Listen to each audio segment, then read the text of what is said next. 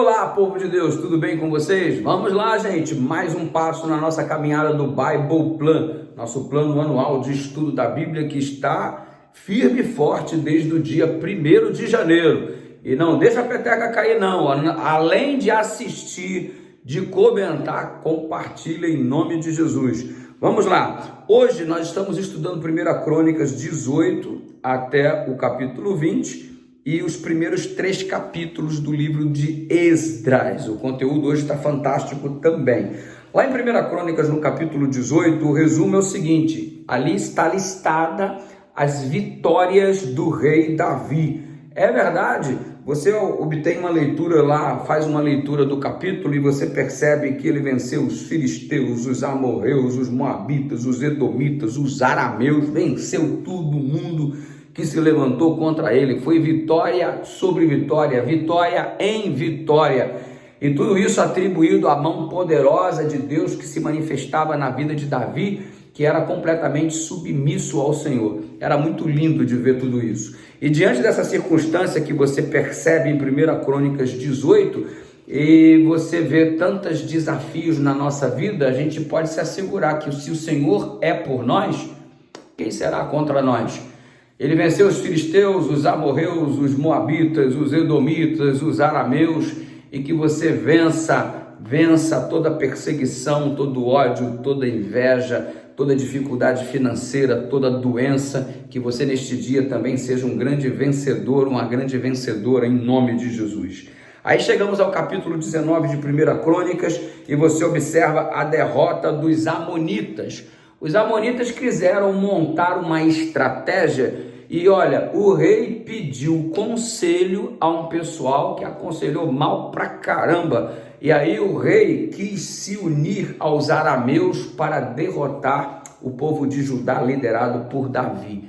Só que o arameu estava associado ao amonita. Davi estava associado ao Senhor. E aí, mano, quando você está associado com Deus, você é maioria e não tem jeito. E sabe de uma coisa?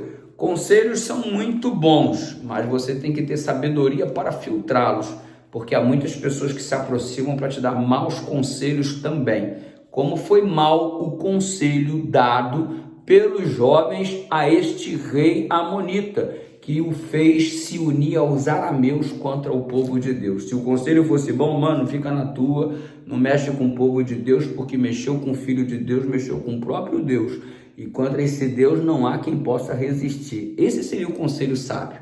Então note, qualquer tipo de conselho que visa te afastar da palavra do Senhor, que visa te afastar do Deus soberano, todo-poderoso, saiba que não é um bom conselho. O melhor conselho é aquele que te aproxima do Senhor. Seja esperto e filtra as coisas.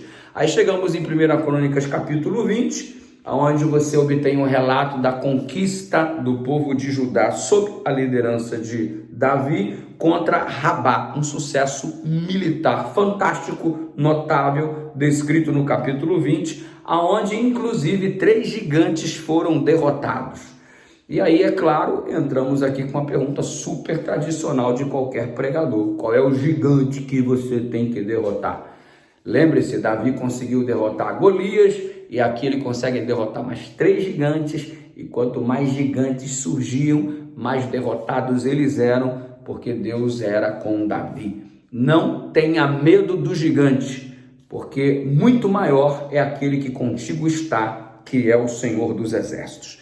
Entramos em Esdras capítulo 1 até o capítulo 3. No capítulo 1 é um negócio fantástico, porque Deus está usando o rei persa Ciro para promover a reconstrução de Jerusalém, bem como o regresso do povo de Deus para a terra prometida.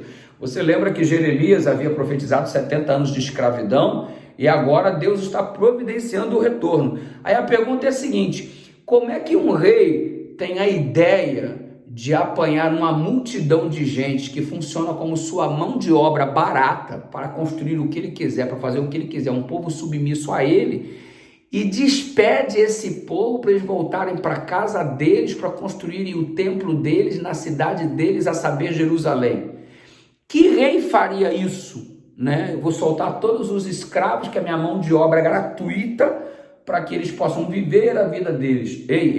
Economicamente, isso não era viável para o reino da Pérsia, para Ciro. Todavia, não é que este homem, de acordo com o versículo 2, está funcionando como instrumento de Deus, ele escuta a voz de Deus.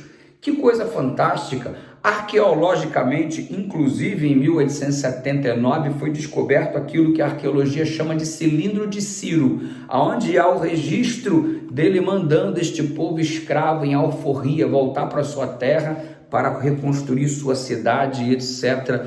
Um fato arqueológico que comprova a veracidade da Bíblia. E aí você observa que o retorno do povo é um milagre, porque não havia a menor razão, não havia o menor interesse, humanamente falando, de Ciro de devolver esse povo para a terra prometida. Mas o que você está vendo aqui? O mover do Espírito de Deus para que a palavra do Senhor fosse cumprida. Quando Deus quer fazer, Ele faz, irmão. Agindo Deus, quem impedirá? E você ainda vai ficar titubeando se vai confiar ou não. Dá uma olhada agora no capítulo 2 e você vai perceber sob o controle de Zorobabel, é o nome do camarada, nome difícil, enrolado, viu? Quase não sai. Sobre o controle de Zorobabel, 50 mil retornam para reconstruir Jerusalém. Isso aí aconteceu mais ou menos no ano 537, 536 antes de Cristo. Deus cumprindo as suas promessas. E aqui esse capítulo, o 2 de Esdras, tem a lista daqueles que estão retornando, indo para Jerusalém, para a terra prometida. E semelhantemente, nós também estamos inclusos, ou temos que estar inclusos em uma lista daqueles que estão indo para Nova Jerusalém. Tinha um nome incluso daqueles que estavam indo para Jerusalém, a reconstrução da cidade e do templo, e futuramente, teremos a lista definitiva de todos aqueles que vão para Nova Jerusalém. Meu desejo de todo o coração para a sua vida e para a minha também, que o nosso nome esteja incluso nessa lista em nome de Jesus. Chegando lá, o capítulo 3 relata a história do recomeço, e nada melhor para se recomeçar do que montando um altar para o Senhor. Primeira coisa que lá foi feito, construíram um altar em Jerusalém. Por quê? Porque o povo, diz o capítulo 3, estava unido neste propósito como se fosse um só homem. Lindo, né? Assim deve ser o povo de Deus. Unidade na diversidade. Você é diferente de mim, eu sou diferente de você, somos diferentes uns dos outros, mas temos o mesmo propósito. Vamos para Jerusalém. Isso nos une. Somos família, em nome de Jesus. Deus te abençoe, graça e paz. Amanhã tem mais. Se liga! Compartilha, por favor, comenta o vídeo, se inscreva aqui no canal PR Dudu Batista. Beijo no seu coração.